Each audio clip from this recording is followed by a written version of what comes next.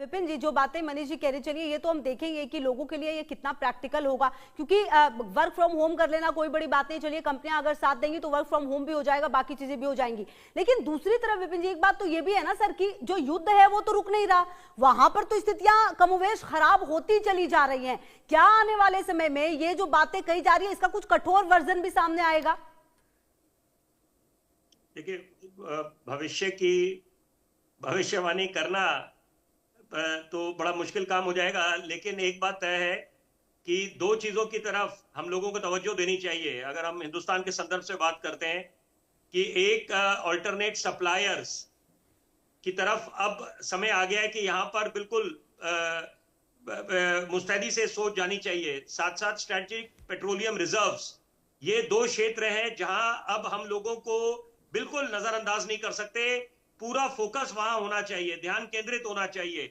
और साथ में जरूरी बात है कि देखिए, अगर हम organisation of petroleum exporting countries की बात करें, ओपेक की, रशिया की, ये 50% पूरा ग्लोबल ऑयल का जो पूरा ट्रेड होता है, बिजनेस होता है, वो ये इन पे निर्भर करता है। और वही बात करें स्ट्रेट ऑफ हॉर्मुज की बात करें तो 20% ट्रेड यहां से होता है सारा। तो इसका मतलब यह है कि ऑल्टरनेट रूट्स की तरफ भी सोच जानी चाहिए। और थोड़े समय पहले की बात करें, एक बतौर पत्रकार जो मैं समझ रखता हूं, एक स्वर्णिम मौका था हिंदुस्तान के पास। कूटनीति के तहत हमारी जो दृष्टिकोण रहा है वो तटस्थ करा है, लेकिन यहां पर एक शांति दूत बनकर हिंदुस्तान उभर सकता था।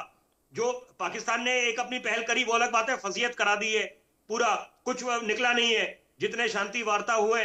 लेकिन यहां पर हिंदुस्तान का लोहा माना जा रहा है, और ये आप इसको पसंद करें ना पसंद करें वो आपकी सोच पर निर्भर करता है।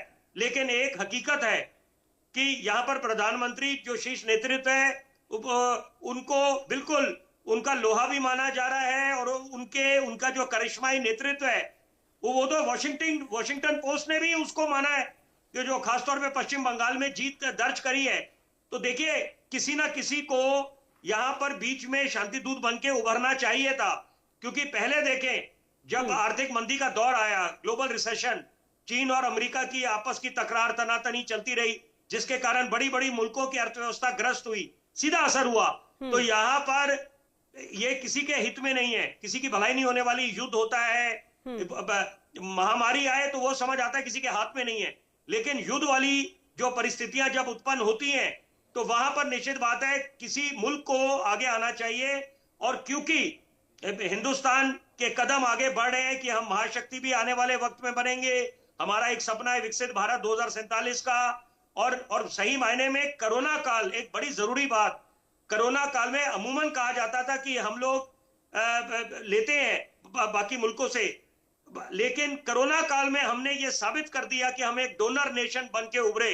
जिस तरह से हमने मदद करी है बाकी मुल्कों की, तो एक बहुत अनोखी मिसाल कायम करी, जिसकी तारीफ हर एक मंच पे हुई है।